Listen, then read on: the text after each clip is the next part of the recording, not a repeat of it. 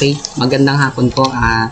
Ipe-present po namin yung aming ginawa na shape calculator program sa CC103 po. Then, our objective po sa paggawa po ng shape calculator is to calculate the area and perimeter of various shapes based on their dimensions. Then, functionality po is uses classes representing shapes, circle, rectangle, and triangle with properties and methods for calculations. Then, we prompt the user for the desired shapes and its dimensions, then performs the appropriate calculation based on the chosen shape.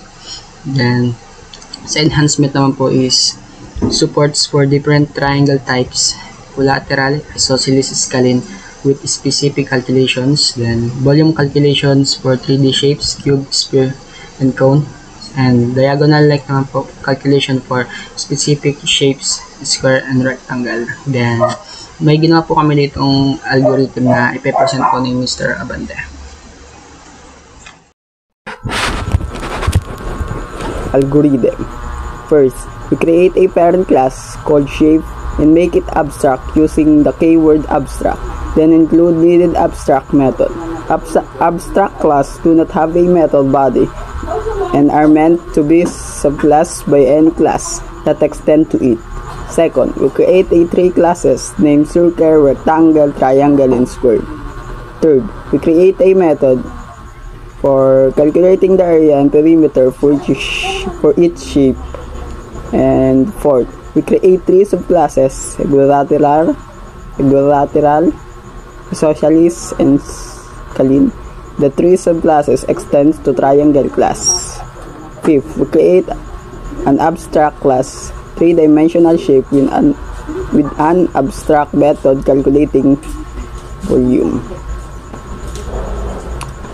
And 6, we create 3 subclasses called cube, cone, and sphere that extend to sphere class, 3-dimensional shapes. 7, we added a method called calculate diagonal length inside the rectangle and square subclasses. The extend to shape to calculate the diagonal length of rectangle class and square class and squared. And for the last one is to create a main class that contains the main method to initiate the execution of the program. Thank you.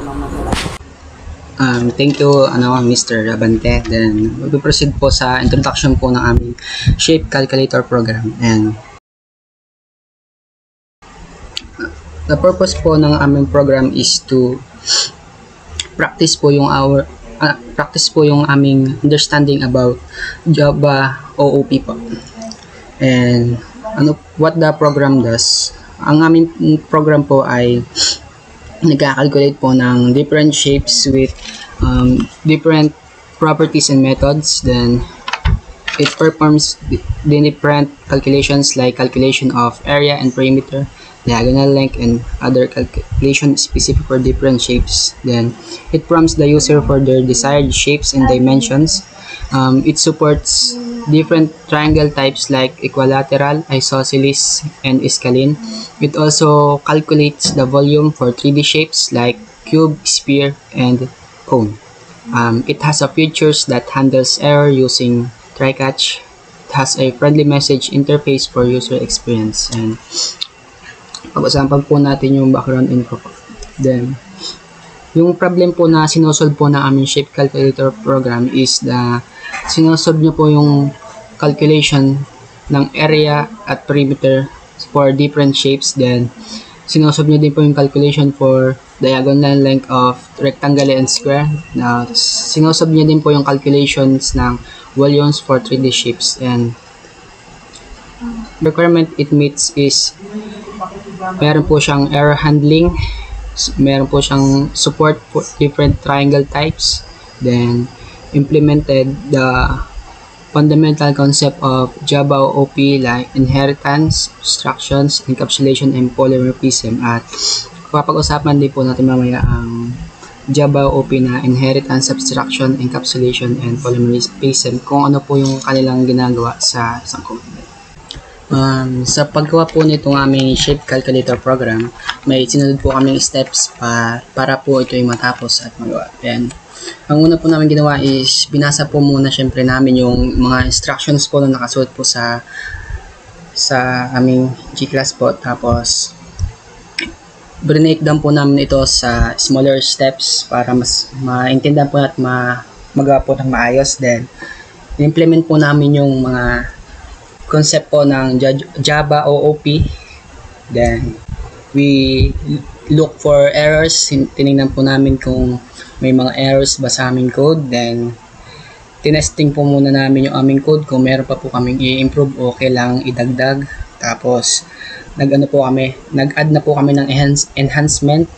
Yun po, yung support for different triangle types, volume calculation, at saka po yung diagonal length calculation po.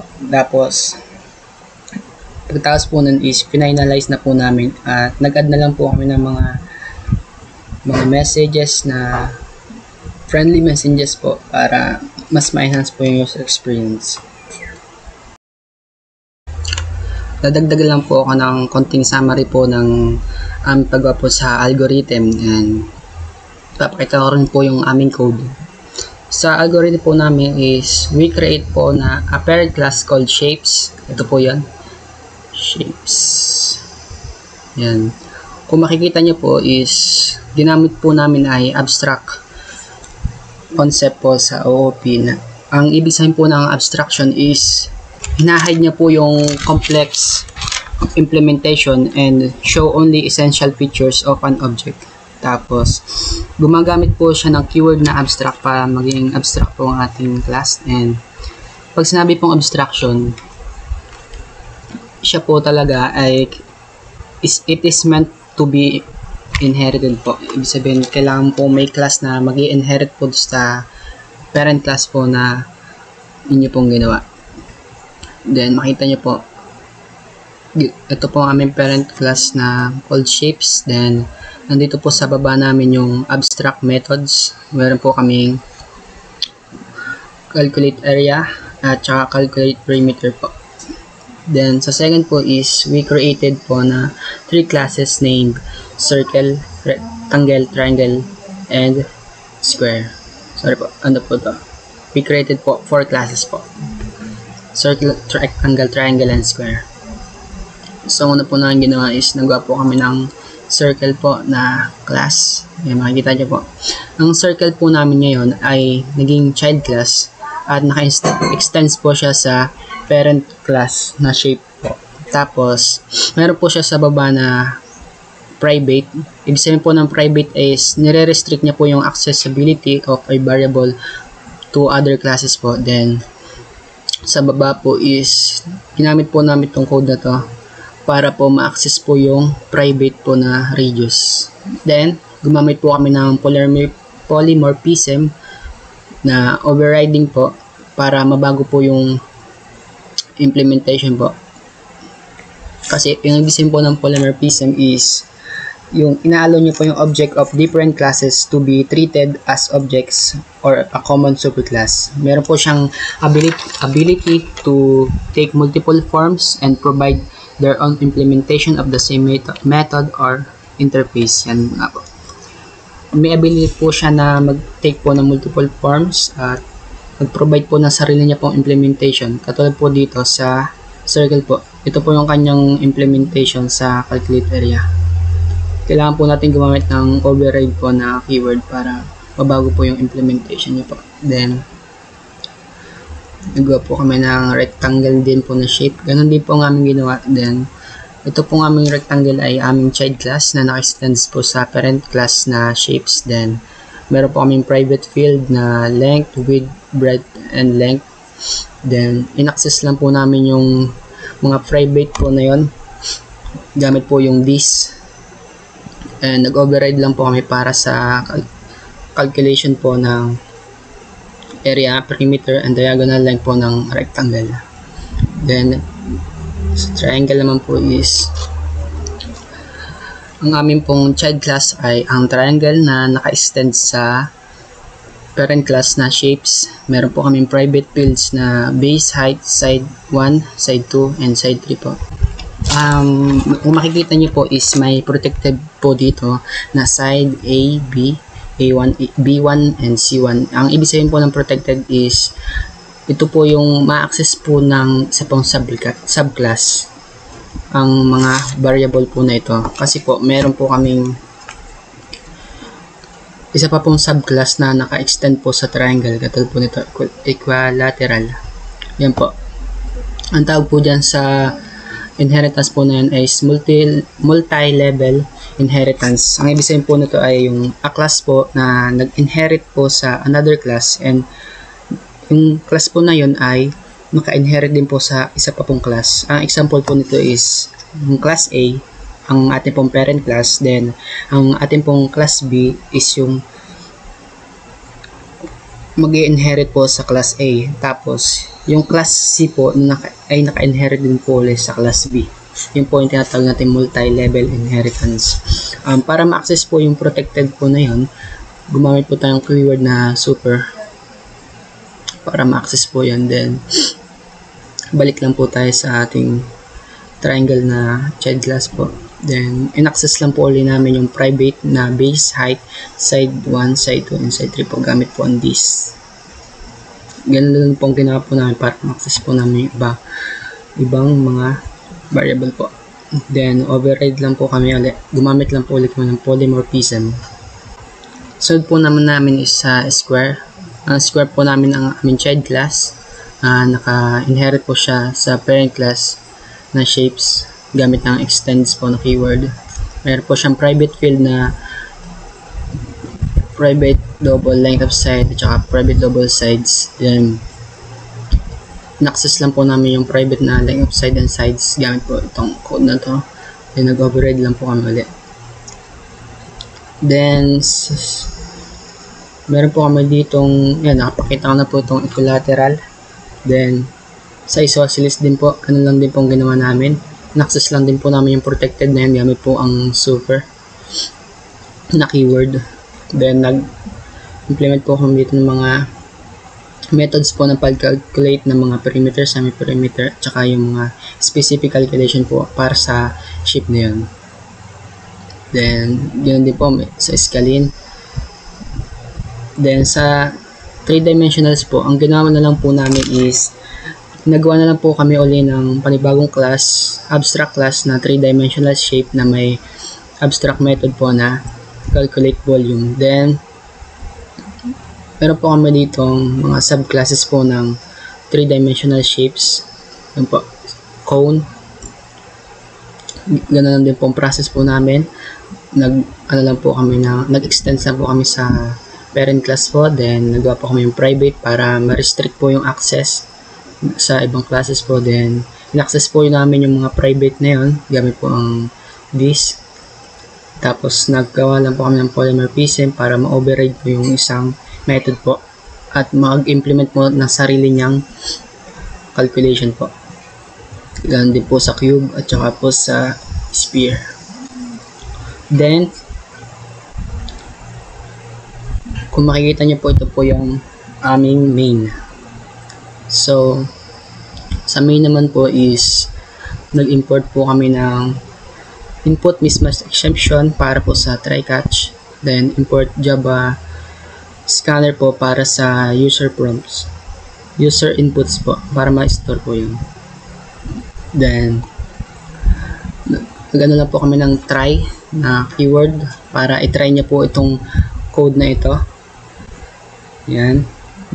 Tapos pag po may error, mapunta po siya dito sa catch, ika-catch niya po yung mga errors, tapos magdi-display po siya ng invalid input at nagpapatry po ulit siya sa user na mag-enter po ng valid number. Then naggamit po kami dito ng message po na do you want to continue, yes or no, and in-store po namin yung choice ng user sa choice 1. Then gumamit po kami ng while loop. Kung makikita nyo po is gumamit po kami ng switch case na para po ma-handle po yung mga multiple conditions, readability and mintability, also efficient execution po. Then meron po kami dito ng case 1. Kapag pumili po ang user ng circle, mapunta po siya dito sa case na to and iraran niya po itong code na to. Then sa case 2 naman po is pag po pinindot po, nag-enter po ang user ng number na 2, then mapipik niya po is triangle, mapapunta po siya sa case 2 and iraran niya din po itong code na to. Then case 3 naman po is yan, rectangle po. Then case 4 is square and case 5 po is sa mga 3D shapes naman po. Yan po. Ito po yung aming catch dito po sa una namin try. So makikita nyo po dito. Yan po, itong try na to. Ito pong try na to is sakop niya po ay hanggang dito po sa case 5 po. Then kapag po may error po doon sa mga case po yun, pupunta po siya dito sa catch na input mismatch exception po. Tapos magpi-display po siya ng message po na invalid input, please enter a valid number or value. Pag kunwari po is dito po, kunwari po dito, pinapapili po yung user na mag-pick po ng shape. Then kapag po nag-exceed po sa 5 is mag-pick na po siya ng error. Then kapag din po naman mga symbol or letters ang in-input po ng user, mapunta rin po siya dito sa line pong ito. Narito po si Ivan George Granil para explain po sa amin yung aming main method din po. UML diagram. In the UML diagram, we use the multiple inheritance where a class inherit to a subclass that inherit to a superclass. Abstraction. Focus on hiding complex implementation and showing only essentials features of an object. Encapsulation involves building data methods and restricts direct access to some component, enhancing security and mutability. Polymorphism allows objects of different class to be treated as object of a common superclass. We use abstract class that define behavior class most implement without providing implementation details. We use polymorphism that includes method overriding. We use encapsulation that ensure that the object is hidden of and only based on access through public methods. Main method. We use scanner. To use scan, we need to import scanner class from the Java util. Then we create a scanner object to read the input from the console. We also use the switch case using switch keyword and case keyword include break and default in if none of the specified case match. We use it to handle multiple condition, readability and mutability, and also efficient execution. We also include a feature where the user can decide if they want to continue or not by using if-else statement. In condition, we also use nested if-else statement because we want to ask user first before execution. For example, the user chooses the triangle, so we have an if-else statement that then after that we ask again the user if they want to calculate other type of triangle, so we add another if-else. That's all. Thank you. Ayan po, sa pag-explain po ni Mr. Granel po is summary ko na lang po. Sabi po dito is gumamit po kami ng scanner and gumamit po kami ng scanner para read po yung input po ng user po na gamit po ang scanner object. Then gumamit po kami ng switch case. Ang switch case po na yun ay nag-handle po ng multiple conditions, readability and maintainability, and also efficient execution. Ibig sabihin po nun is kanya pong handle po yung mga iba't iba pong choices, at mas madali po yung paggamit po ng switch case kaysa po gumamit po kayo ng mga if-else para gumawa po ng katulad po ng code na ito na shape calculator program po. Then meron din po kaming included po na features na makakapag-decide po kung ang user kung magko-continue po ba siya or not. Dito po yan sa line pong ito.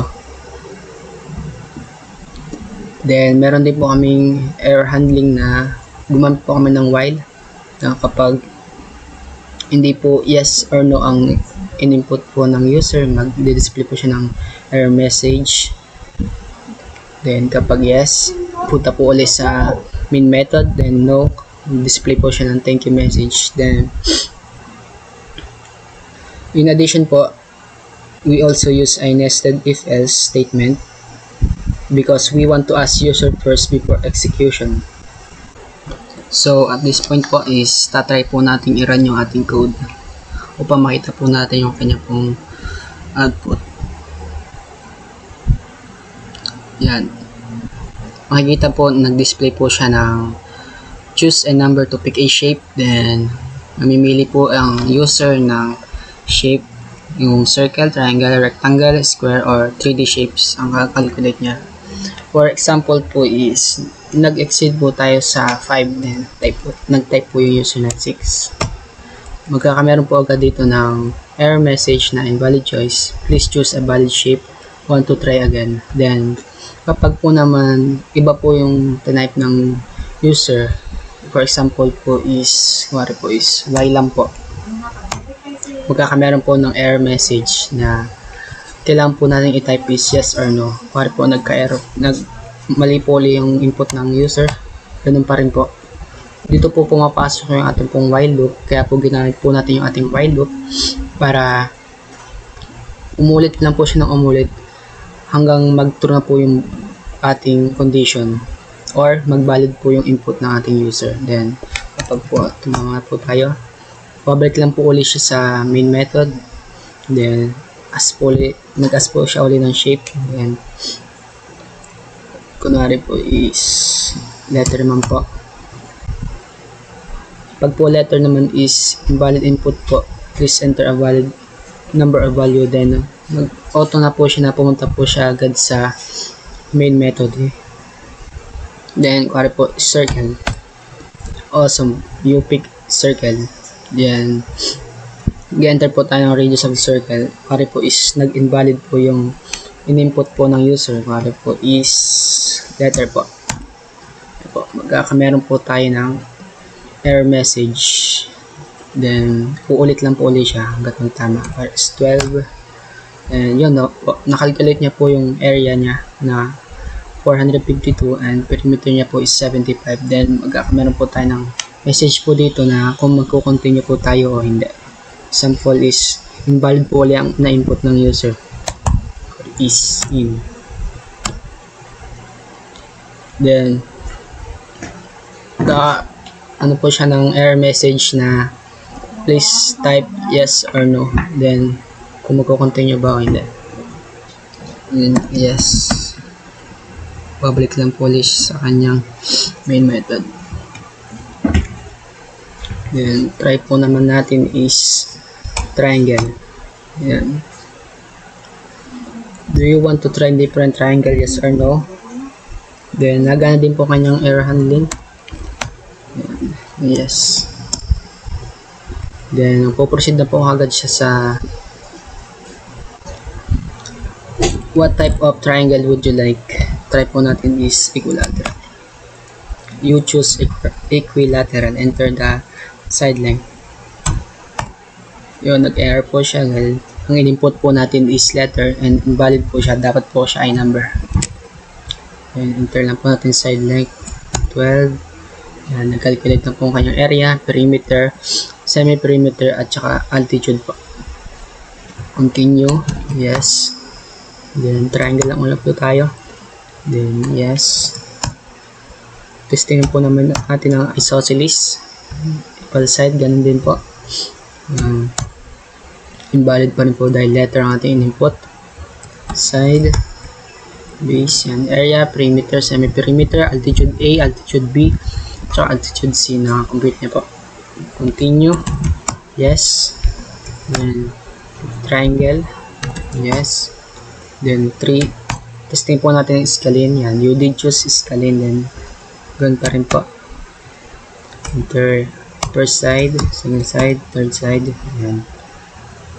Continue lang po natin. Yes. Then, pick lang po tayo ng shape. Triangle po ulit. Then, tatry lang po natin is nag-no po tayo. Hindi po tayo mag-tatry ng different triangle. Kapag po tayo nag-no at ayaw po natin different triangle, ang kakalculate niya lang po is yung triangle mismo. Enter the base. Nag-anap rin po yung anak. Then, base. Ang kanya pong area is 72. Ang perimeter niya po is 36 yan. Continue lang po ulit tayo. Testing naman po natin is rectangle. 3 po. Nagka-invalid po rin po siya. Then, continue lang ulit po tayo. Then, let's try po natin yung square. Enter the length of side to calculate area and perimeter. Ganun type tayo yung letter. Yan, may error message. Then, input lang natin. Continue lang po ulit tayo. Then, try po natin yung 3D shapes. Yan, nag-message po siya na, do you want to calculate the volume of 3D shapes? Step natin ay Y lang po. Mayroon pong error ulit message na kailangan po natin mag-type ng yes or no. Yes lang po natin. Then, what 3D shapes do you like? Ang testing po natin is mag-input po tayo ng iba. Invalid shape, try again. Then, input po tayo ng iba. Error po ulit. Kailangan po itlagay yes or no. Yes. Then, cube. You pick a cube, tapos invalid lang po yung message niya dahil tayo nag-input ng letter times number. Okay, continue tayo yes. Then 3D shape ulit tayo, tapos yes. Tapos tingnan natin po yung sphere. Yan, pick sphere. Error. Then try. Continue lang po ulit tayo. 3D shapes. Do you want to calculate the volume of 3D shape? Yes. Testing natin yung cone. You pick a cone. Then, enter the radius. Yeah, yes. Isa pa pong aming in-include is yung kanyang ignore case po. For example is, yan. Yes, kinaps lock po natin lahat. Magana pa rin po siya. Kasi po naka-ignore po yung kanyang case. Then, error dahil 23 po ating input. Then, pag nag-no po tayo, magme-message na po siya ng thank you for using our shape calculator program. Yun lang po yung aming ginawa sa aming code. Pag-usapan po natin yung sa process po namin na ginawa. Sa process po namin ginawa is talagang hindi po namin alam yung una po namin gagawin. Ang una po lang namin ginawa is talagang nag-research po kami ng research upang malaman po namin ang aming gagawin. Then, nag-ask lang po kami sa aming teacher kung ano pa po ang pwede namin improve sa aming code. For example is maglagay po ng error handling, tapos mga thank you message, then round up using math.random. At yun na po yung aming ginawa. Kailangan po natin sundin yung mga instructions na sinet po ng teachers dahil yun po yung magsisilbi pong guide upang magawa po natin na maayos. And kung hindi po natin susundin yung mga instructions na binigay po natin teachers, pwede po tayong magkamali tapos hindi po magiging maayos po yung ating code. Then magpapasalamat lang po ako sa mga kagrupo ko po, tapos sa teachers ko din po na naggabay po sa amin. Then iiwan po kami ng questions para ang question po namin is, ano po sa tingin nyo yung ang nahirapan ka sa Java OOP, o yung concept po ng Java OOP ang nalilito ka pa? Then kung may katanungan po kayo, leave it po in the comment section po. Yun lang po, and thank you. May ihahabol lang po ako at hindi ka po na-discuss yung UML diagram, and i-correct ko lang po kayo na gumamit po kami ng math.round para round off po yung result po. Then ito po yung aming UML diagram. Meron po kami ditong parent class na shapes, and gumamit nga pala po kami dito ng multi-level inheritance. Then meron po tayo dito sa shape na parent class ay meron po siyang visibility na public po, and may method po siya na calculate area with a return type po na double. Then meron din po siya method na perimeter, calculate perimeter, then return type po na double. Tapos meron po siyang apat po na subclasses po: circle, triangle, rectangle, and square, na naka-inherit po lahat sila sa parent class po na shapes. Then sa circle po is ang visibility po ng kanya pong radius ay private po, and ang kanya pong attribute is radius, and return type po niya ay double. Then dito po naka-public po ang kanilang visibility. Then meron po ang circle na method po na calculate area and calculate perimeter po, na pares po silang double po ang kanilang return type. Then sa triangle po is naka-private po ang kanilang base height, side 1, side 2, and side 3, at ang return type po nila is double. Then kung mapapansin niyo po, may hashtag po dito. Ibig sabihin po nan is protected po siya.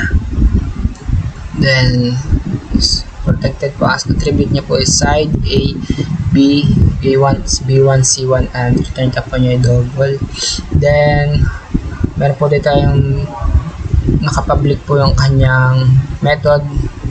Meron pong parameters po na double int, at saka din po double pong kanyang parameters. Then sa rectangle din po is naka-private lang din po ito pong part pong ito. Then sa method po is naka-public po. Then sa square din po naka-private din po, naka-public po. Then sa triangle naman po may ano po ang triangle na subclass po. Meron pong tatlong subclass ang triangle: equilateral, isosceles, and scalene. Then nakahiwalay po to dahil ito po ay pangalawa pong parent class na 3-dimensional shapes, na tatlo po naka-inherit po sa kanya na subclass. Isa pong cube, cone, spheres. Yun lang.